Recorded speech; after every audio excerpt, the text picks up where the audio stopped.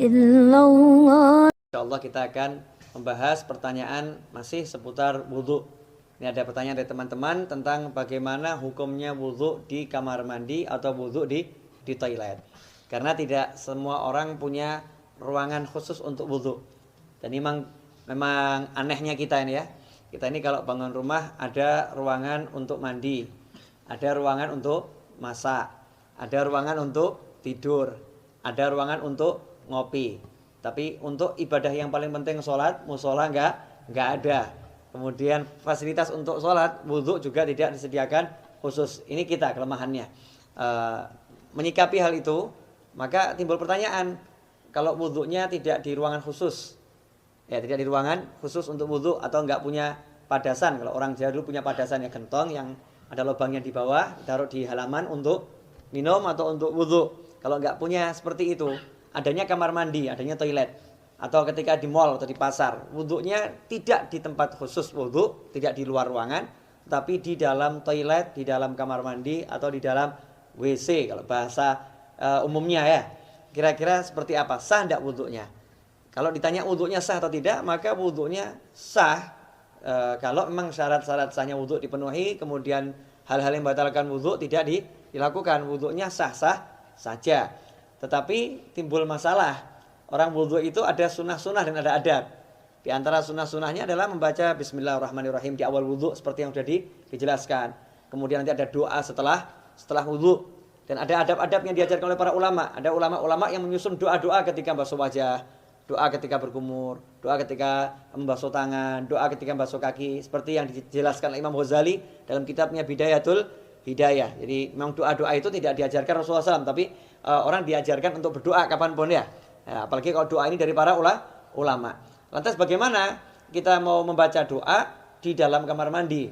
Atau kita mau membaca Bismillahirrahmanirrahim sedangkan di dalam kamar mandi. Sementara kita ketahui Nabi kita Muhammad SAW mengajarkan agar kita tidak membaca lafzul jalalah, asma Allah, atau ayat-ayat Al-Quran, atau doa-doa di dalam toilet, di dalam kamar mandi. Emang apakah ada sumber hadisnya? Ada. Kita semua tahu baginda Muhammad SAW itu punya cincin. Ya, punya cincin. Khatiman min fiddah, dari perak. Ya, Rasulullah punya cincin dari perak, yang cincin itu fungsinya sekaligus sebagai stempel. Ya, fungsinya sebagai stempel. Dulu Rasulullah SAW tidak punya cincin, tidak punya stempel. Tapi ketika sahabat mengatakan, nih raja-raja yang pembesar-besar non-muslim itu kalau dapat surat, tidak ada stempelnya tidak mau terima. Ya, mereka tidak akan menerima surat kalau nggak ada stempelnya.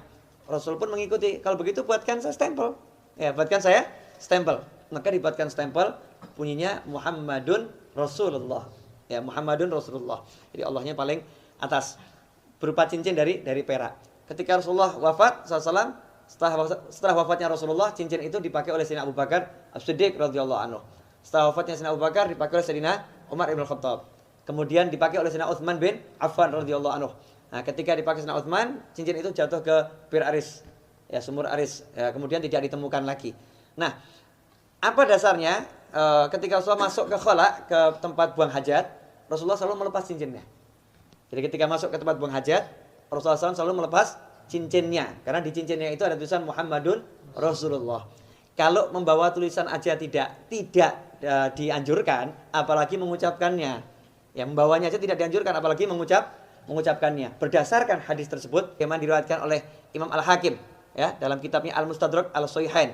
Di situ beliau menyatakan, anna Rasulullah labisa khatiman naksuhu Muhammadur Rasulullah.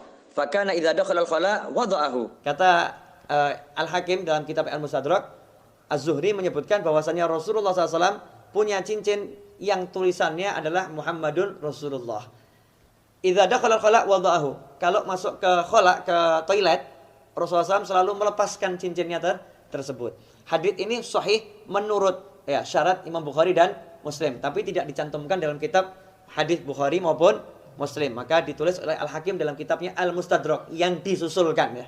Ya, hadis-hadis yang disusulkan. Sebetulnya menurut Bukhari dan Muslim sahih, tetapi belum atau tidak dicantumkan dalam kitab Bukhari maupun kitab Muslim.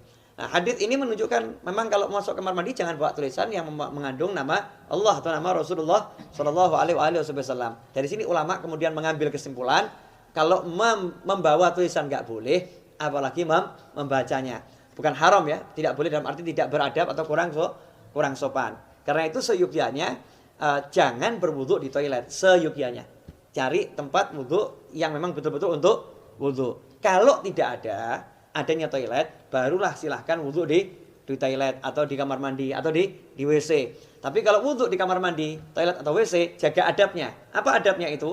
Ya satu, jangan membaca asma Allah. Cukup dibaca di dalam hati. Lantas bagaimana dengan doa setelah wudu? Ya doanya dibaca di luar kamar mandi. Jadi selesai wudu langsung keluar baca doa setelah wudu. Atau bismillahnya dibaca di luar dulu. Bismillahirrahmanirrahim, masuk langsung wudu juga. Nah, dengan begitu maka sunnahnya tidak hilang. Tetap bisa melaksanakan sunnah-sunnah yang diajarkan oleh Nabi Muhammad SAW. InsyaAllah sedikit ini barokah. Dan jangan kemudian jadi jalan justru. Oh berarti wudu di toilet gak apa-apa. Oke deh, kita wudunya di toilet aja ya. Jangan seperti itu. Usahakan wudu di luar toilet agar bisa melaksanakan banyak sunnah. Kalau memang terpaksa baru berwudu di toilet. Wal afu minkum. Wassalamualaikum warahmatullahi wabarakatuh.